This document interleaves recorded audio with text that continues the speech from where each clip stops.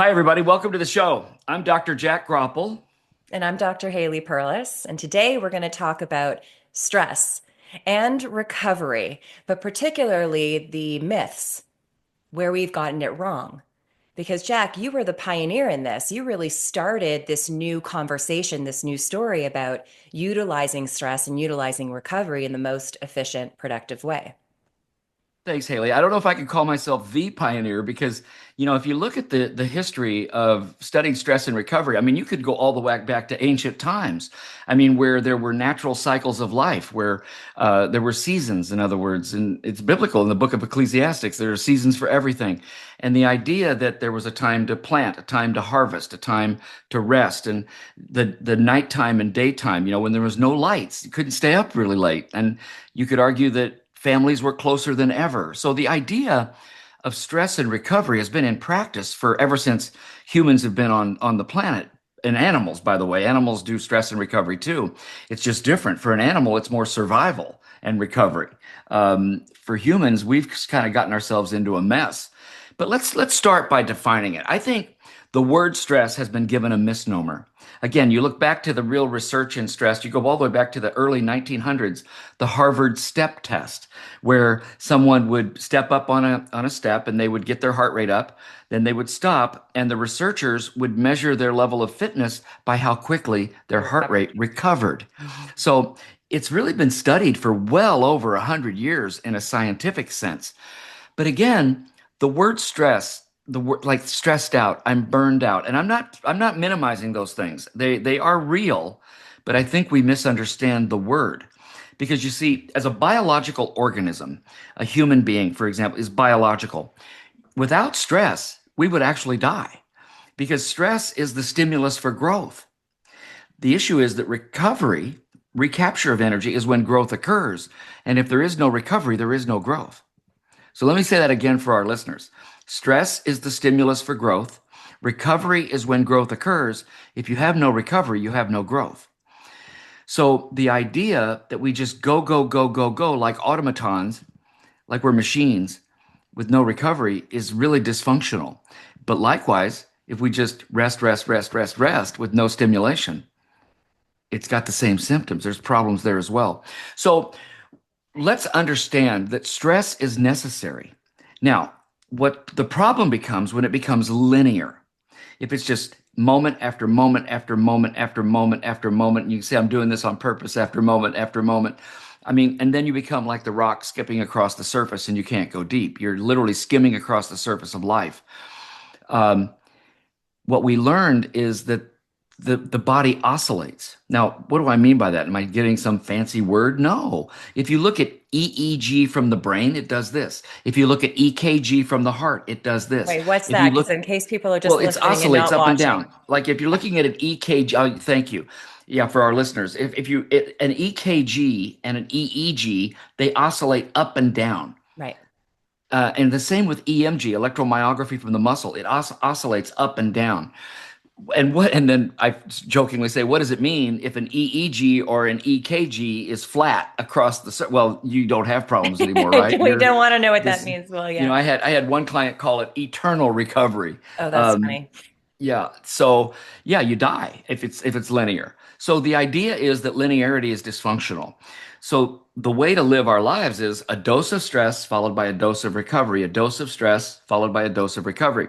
This is one of the reasons that I believe that a sport like tennis that builds in natural oscillations, the stress of a point, the recovery in between point, the stress of a point, the recovery in between point, it actually trains your system in a really positive way. But we could live our life that way. And there's all this research that I can go into about that. But what I would rather do right now is transition for our viewers and listeners for you to kind of talk about. I mean, you were a really highly ranked alpine skier in the juniors, and you had such a great experience. And now you're a doctorate in sports psychology. I mean, what's been your history? I think the listeners would really enjoy hearing your history in how stress maybe worked for you and maybe worked against you at times, and then how you what you see with young athletes and with parents, for example, and adults, what you see in today's world. Yeah, see, I think it's all semantics. I think the word stress gets a bad Yeah, reputation. I think the agreed. word, we could even say pressure gets a bad rap. Burnout, I think, is completely misunderstood.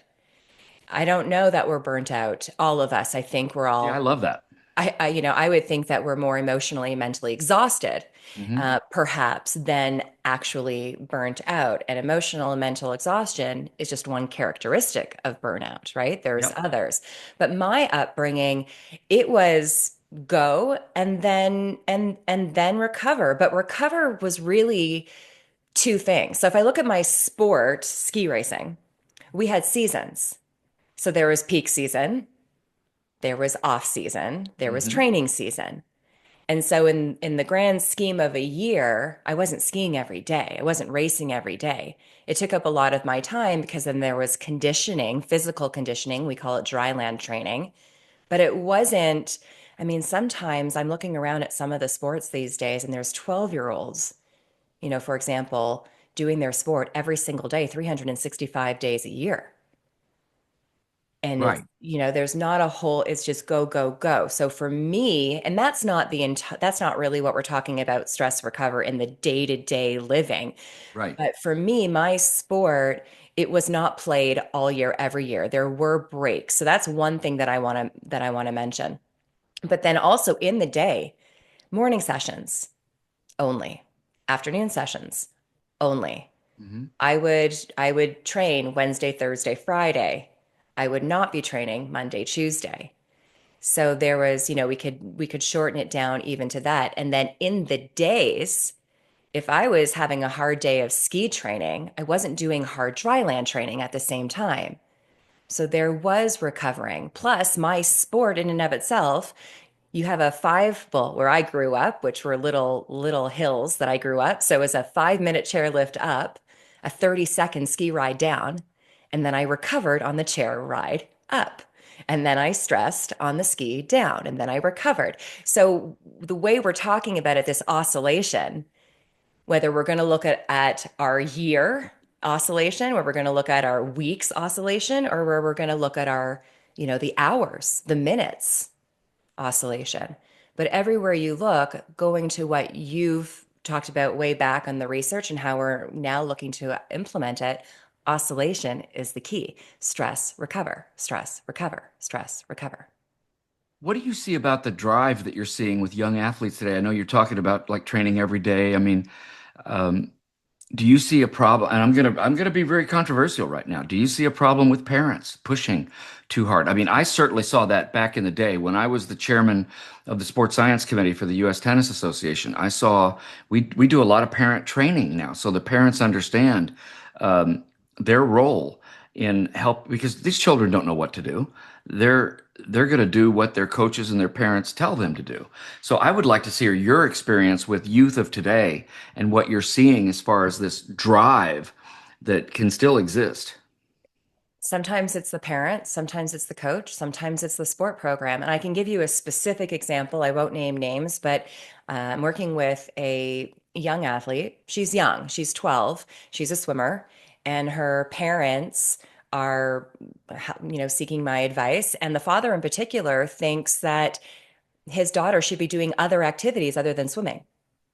But the Mm, program is swim every day, mm. all year round. Now they take a vacation and there's this upset. The 12-year-old is a little bit upset that she's going to miss out. She's going to, she's supposed to be Oh, in the pool. And so there's a little bit of, you say tug of she's war. 12? Yeah. So she has a fear of missing out, FOMO, Oh, because well, because that's of going to what's be been another. created. Oh Yeah, yeah, social anxiety interesting. is very, very big. So I don't know if it's just the parents, but I do think sometimes it is. I don't think it's just the coaches, but sometimes I do think it is. Sometimes it's just the sport culture in and of itself. And then that's about life too. The work culture, this badge of honor we get if we never take a break. And it's so funny because everybody listening to us right now, you've experienced this idea of stress and recovery, and I'll tell you where you've experienced it. We all understand if you're going to do any strength training, for example, you train the biceps. We all know the biceps. It's on the anterior, the front part of the upper arm. If you train it today and you really fatigue the biceps, are you going to train again tomorrow? No. No. you're going to give it 48 hours. We all know this. Why? Why? Why wouldn't you train it tomorrow? Because you realize the muscle will start breaking down. You won't get any growth. And see, the same is true in every aspect of our lives, whether it's physical, emotional, or mental. The other thing I'd like to talk about, and I'd love your thoughts on this, is the idea that the mind and body are one. For example, if someone doesn't sleep well, and everybody's going to understand this example too. If you have a terrible night of sleep, how are you the next day mentally and emotionally? See, we all know we break down. And if you didn't have a good night's sleep, should that help you with your training if you're an athlete or with your what you're planning on doing? Now, I realize some people are in jobs where you're driven, you've got to be on the road, you've got to be in a meeting. I understand that. But I think the knowledge of stress and recovery can help you. Let's say you're traveling, you're in a hotel room, you didn't sleep well, but you've got a meeting the next day. Can you oscillate during that day? Can you have snacks? Can you hydrate? Can you walk during your breaks? I think this is where we could help people the most is when you are in situations where you know you need recovery, what can you possibly do? But I'd love to hear your thoughts on that whole concept of the physical affecting the mental and the emotional, especially being a sports psychologist. Well, they're all integrated. Yeah. And at the same time as them being integrated, we can look at them differently. And I do believe we should when we're looking at how we're going to recover each one. Fascinating. So let's give an example. Let's do the example that I said. Someone is traveling and they've got meetings the whole next day, but they're in an unfamiliar bed. I think this is very typical. I know it certainly is for me when I traveled a lot. You're in an unfamiliar bed, you don't sleep well, but yet you've still got meetings. You can't cancel the meetings because you work for a business that has to have the meetings. What are the kinds of things you can do? So if you're mentally exhausted and emotionally anxious, to recover, you've been using a whole lot of energy mentally, emotionally, just wrapped up in the am I going to do a good job? And Hmm. am I going to be able to focus? And you're, maybe worried, you're frustrated. So from an energy perspective, you're actually using a lot of mental and emotional energy, even though you're exhausted at the same time. So in order, one of the scientifically best ways to go and recover your mind and your emotions is to move your body. And I don't mean exercise, right? Exercise is challenging your body to maintain or improve. Movement is blood flow, getting blood circulated, which creates energy. So and even though you're tired, you haven't slept, I get it. So you are physically, mentally, and emotionally exhausted, but you can recover mentally and emotionally by going for a low intensity walk, getting some fresh air, even better. So you're actually going to move your body because you've probably just been rolling around in bed all day or sitting on an airplane all day, physically recovering. So now go and give your body a little bit of stress in the form of activity, movement. Doesn't necessarily mean exercise. And then that will recover your mind and your emotions. And it's amazing what can happen on those walks.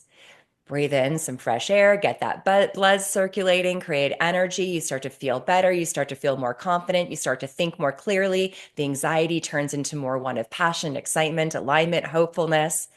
And you go in there and you give your best shot at success. For those just listening, I'm smiling and Haley's seeing me smile because in all the decades of work that I did training corporate executives, I'll never forget how many times someone would come up to me and it was like, "You don't know my boss. I can't do what you're saying. They're taskmasters, whoever." And you know what the example I always used to give people, Haley, I would say, "Here's what I want you to do. Let's say you're in back-to-back meetings and they say, okay, everybody take 5 minutes. All right, you got 5 minutes. Here's what I want you to do. I want you to say to if this taskmaster is in the room, I want you to say to the taskmaster, I'll be right back. I'm going to go to the bathroom. I've never heard anybody yet say, no, you No. can't go to the bathroom. No, I've never heard that yet. So I don't care how driven this taskmaster is. They're not going to tell you can't go to the bathroom. But here's what I want you to do. I've got to go to the bathroom. Now you leave the room. I want you to go up a flight of stairs to a different floor. Or two or three. Or three or four. That's exactly right. I want you to go. And even if you don't have to go to the bathroom, use this excuse to move and tell them that you'll be right back. You go to the bath, then you go to a different floor And if you have to use the bathroom, and then keep walking down the hallway, then go down. And as you start going down, mentally prepare for the next part of the meeting if you have to, or get your mind in the right place. But when you leave the room to go up that flight of stairs, I don't want you to think about the meeting. I don't want you to think about how tired you are. I Right. want you to think about maybe you have date night with your significant other this weekend, or maybe you have a child at home, or maybe you even make the call. Maybe even call and talk to the. Can you imagine calling a 3-year old, and saying, like, and we've all either got our own children or nieces and nephews. We've all done this in the middle of our workday. Can you imagine doing this, Haley? You get the young child on the phone and say, well, I hope your day's okay. Mine really sucks. And you wouldn't do that. What do? You go, hey, how are you? And the child's talking. Yeah, I hope you're having a good day. What are you doing? You totally change your chemistry. Yeah. You're getting recovery Yeah. because you disengaged from that meeting and you've re-engaged with this child. The same thing when you say to that taskmaster, I'm going to the bathroom, disengage from the meeting. Think about something else as you go up the stairs. So now you're using your emotions, your mental, your physical, and then go to the bathroom or not. Go down the hallway, and then as you come back down, begin to re-engage to get back. So in that 5 minutes, you could easily get a really good dose of recovery. Yeah. And so that's a strategy that I've never had a pushback on, ever.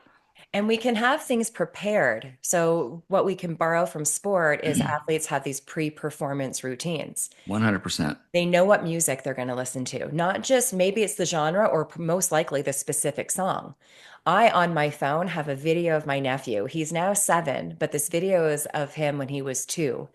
And it makes me giggle no matter what. So I have it right there, easy to scroll. I Isn't it have great? my theme song, What a Feeling from Flashdance, right there at my fingertips. Because sometimes when you are emotionally and mentally distraught and exhausted, it's hard to think about, okay, Jack told me not to think about my meeting, so I need to come up with something. And maybe, the 3-year-old isn't accessible to you in the moment. So it's also nice to have a cheat sheet, if you will, to have these tools right at your fingertips. And then, absolutely. And what you're talking about, Dr. Groppel, is 5 minutes, Yeah. not an hour, not an No. evening, not a weekend, not a vacation. Mm-mm. 5 minutes It's a with dose. It's a dose. dose of recovery. And it's behind me for those watching. You can see this picture, and for those listening, several years ago, my son and I summited Mount Kilimanjaro, and he was only 12 years old. And in the training up to it, we talked about stress and recovery. Now, you can't do that with a 12-year-old or 11-year-old as we're training, but you can talk about rest, the word rest. You can talk about how you're feeling. I mean, we had real conversations because it was going to be extreme altitude. Is it time that maybe you're sick and we've got to really take care? Or is it time to say, suck it up, buttercup? I mean, and you have those conversations.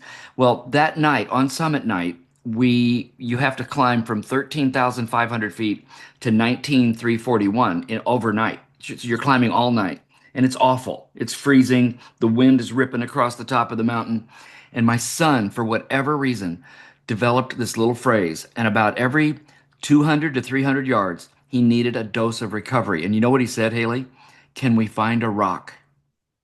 And all that meant was a rock to lean against, I was going to say, okay. to get it. And we had to drink out of because our hydration pack hoses froze. So we had to actually get water out of our packs and then have a snack. But it was very short. So it was a short stress interval. And he said, can we find a rock? And that meant just for a few seconds.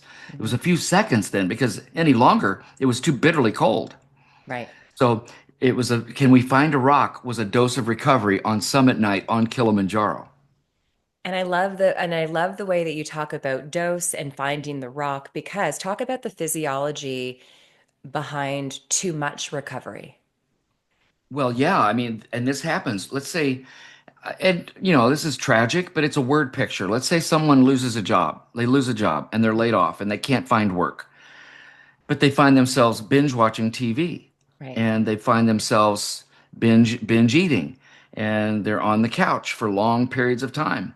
and you get up off the couch and you're really stiff and sore. I don't care how old you are. You might say this is the old man talking, but even at a young age, if you're linear recovery, if you're just laying down for long periods of time, you feel stiff. Well, what happens, however, with linear recovery like that with no stress, you end up with the very same symptoms. Right. You feel you feel sore, you feel emotionally just exhausted. I mean, it's fascinating to me too how many people, the idea of sleep as recovery. I love to do this. I know so many young people that they love to hit the snooze alarm and just stay in bed, or hit the alarm off and stay in bed. And then I ask them, "Have you ever slept in?" And then when you wake up and you feel like you've been hit in the face with a brick. You're just like exhaust. Well, what happens hormonally, that whole dose of melatonin is all works in cycles, just like we're talking about with the oscillation. And when you sleep in without a rhythm, you risk the melatonin going very, very high in the brain, and then you feel really sluggish, and you feel so. The idea that if we don't understand recovery and the true how energy can be recaptured physically, emotionally, mentally, and spiritually, then it can really hit us in the face the wrong way. Hmm. So when we understand it and we understand how to use these doses the right way, I mean, you end up being more productive, you end up happier and healthier as well. Time frees up because you're more efficient, because you're more Right. productive. Time actually will free up, and we're all wanting more time. Well, the best way, the only way, because it's 24 hours, unless you're going to be traveling from time zone to time zone, the best way to actually get more time is to create more energy for yourself because time will free up because you're more productive.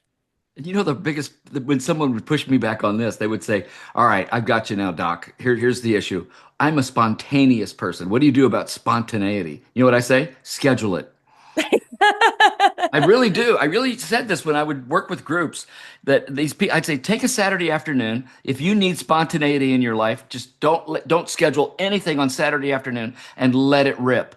But don't run your life this way. And they go, "Well, I don't understand that." I said, "Wait a minute.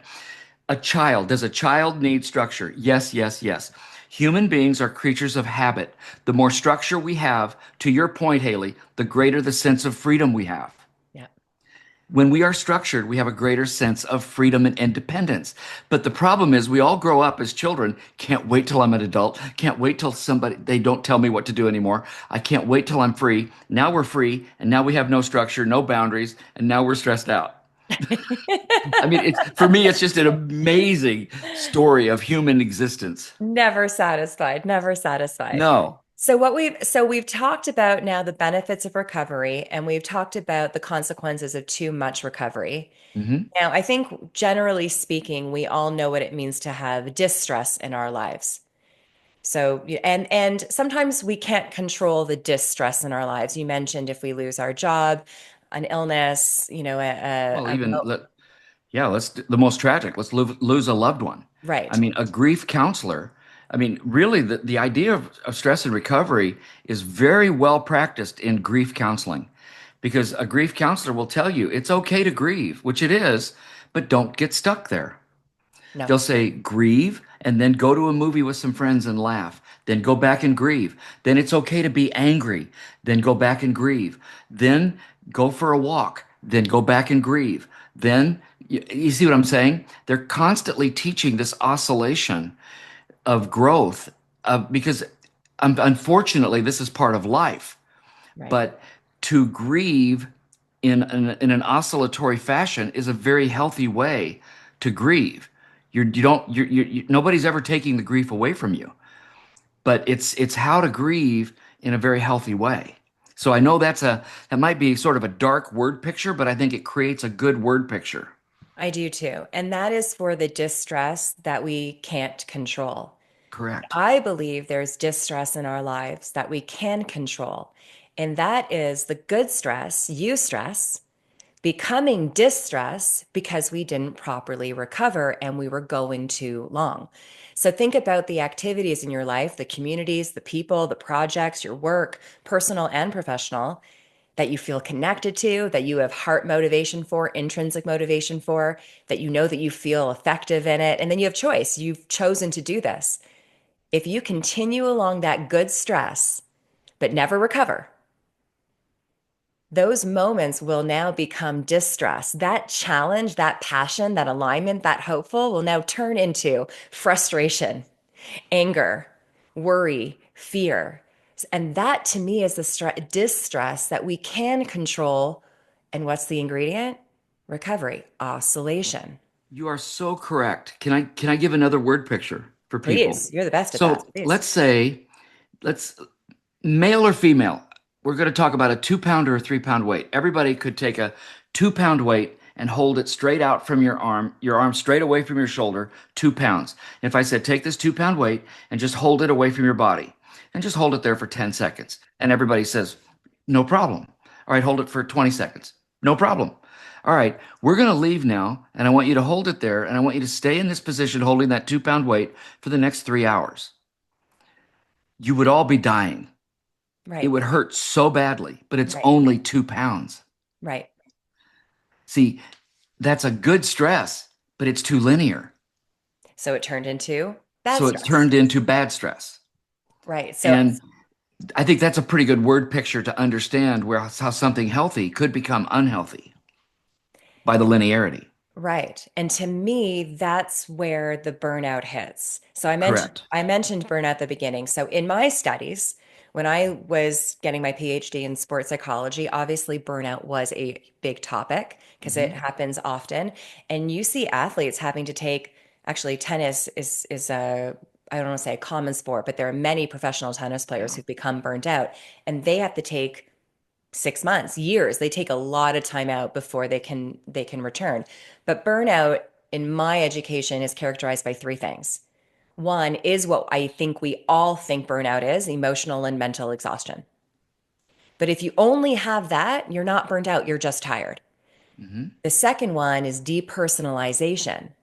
So now something that we once felt connected to, something that we once felt that we belonged to, a person, a project, a community, that intrinsic motivation is no longer there. So now I'm just doing it because I have to get through it.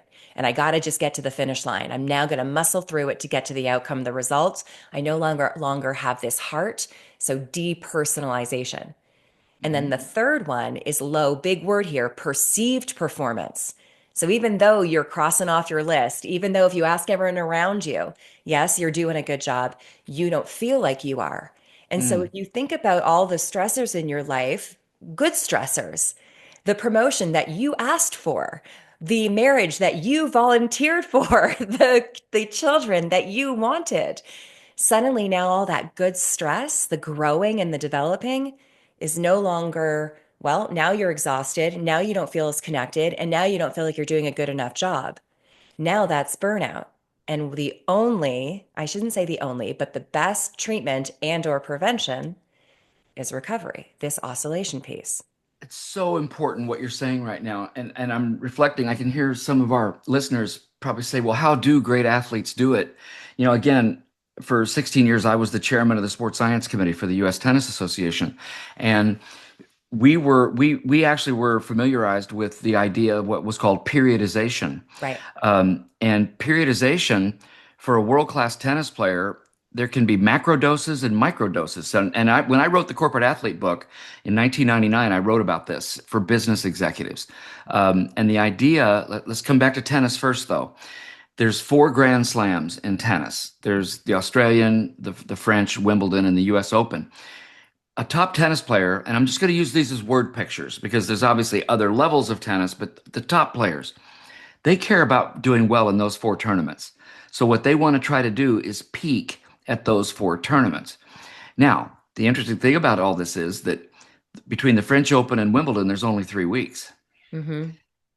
And that's not a macro dose, that's a micro dose. So they have to become very familiar with, okay, after the Australian Open in early February, now they've got 4 months before 3 months before the French Open. So they can have some downtime, some preparation time, they could have active rest. So they step away from tennis maybe for a week or two.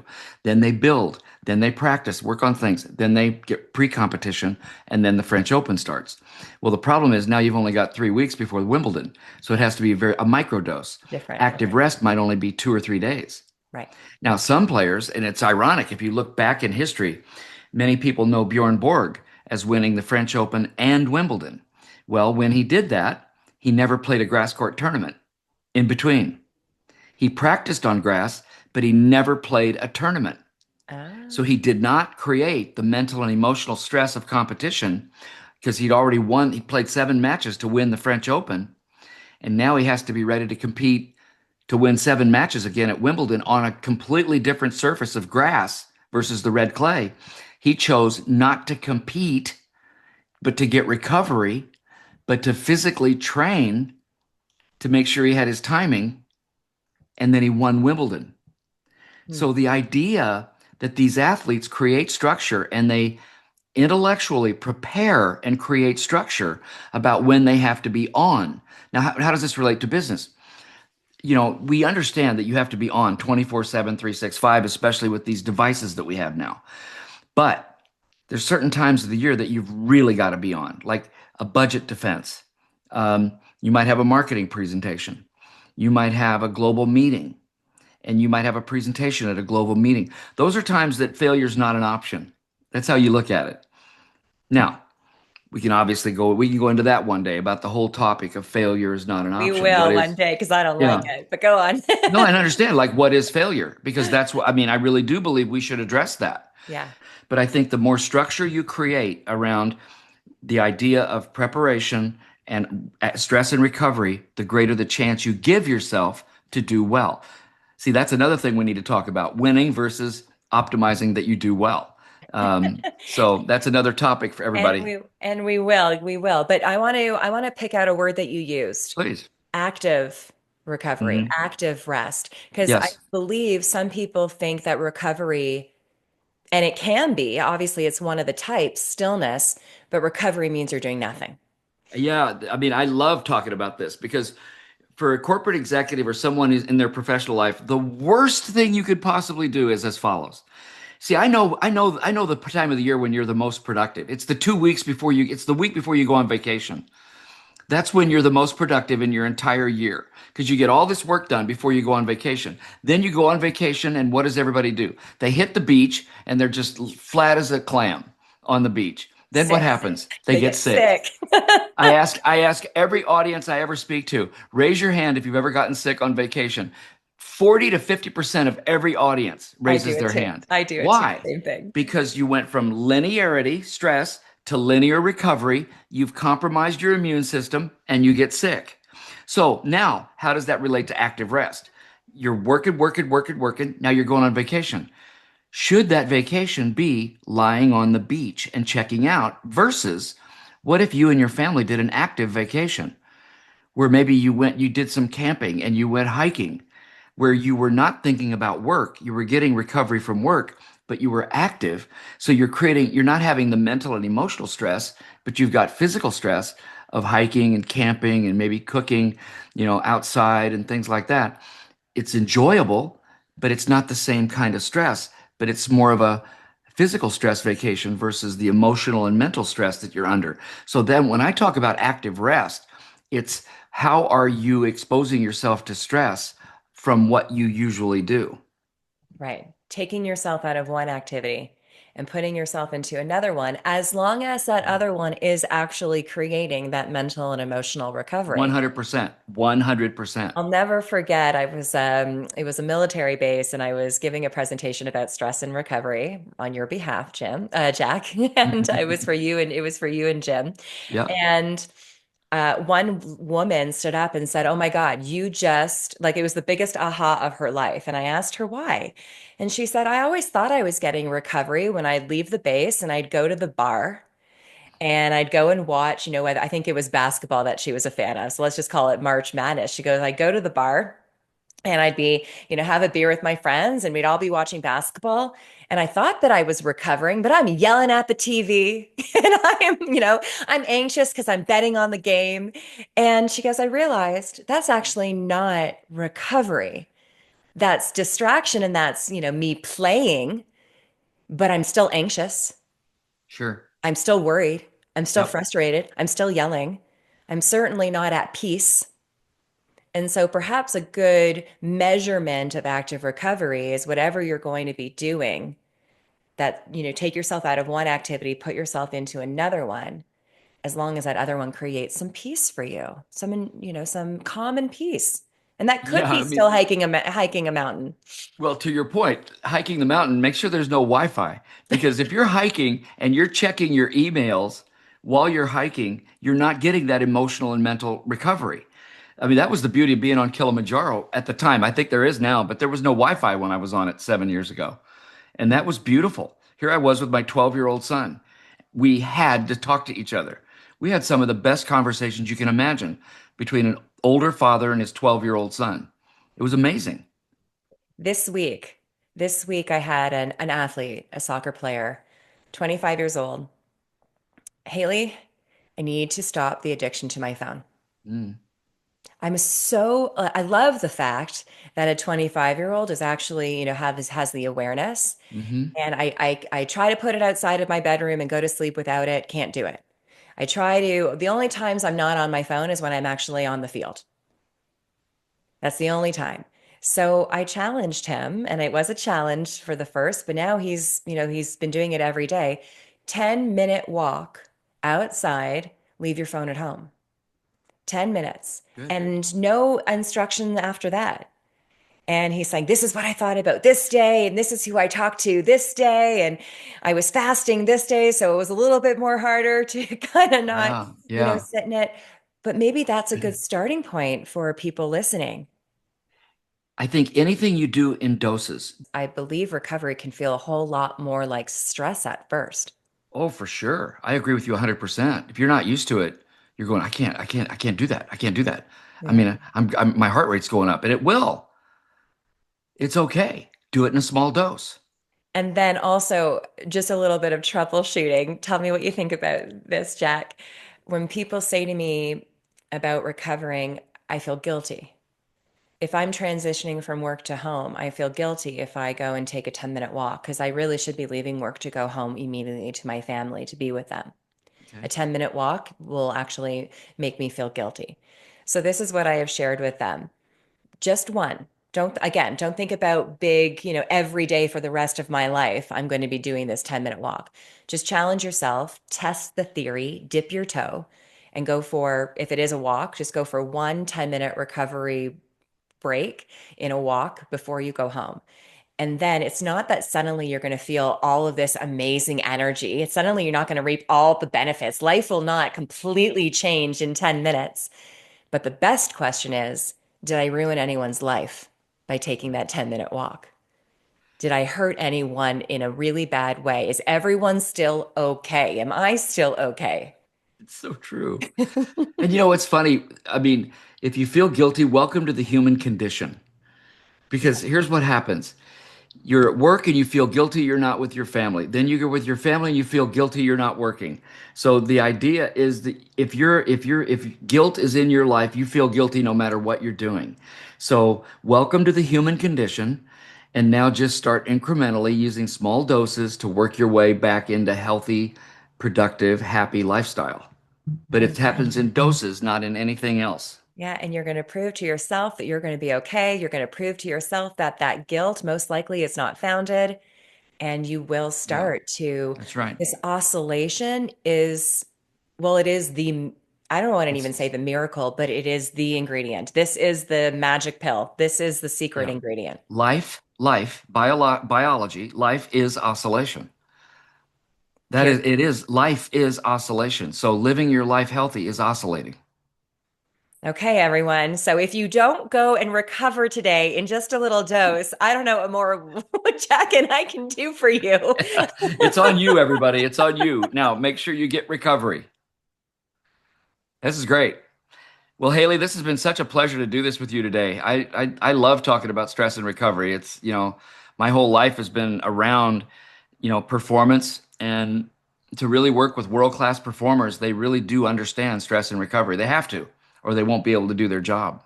It's a whole chapter in my new book, Personal Podium. It's a whole chapter because it is a performance enhancer. That's why it's funny, but athletes are endorsing mattresses, pillows. It's like sleep, Exactly. rest and recovery and sleep, even though recovery and sleep are they're a little bit different because recovery is in those doses. But it is, if you want to increase your performance, if you and in only the only way to increase your performance is to increase your health.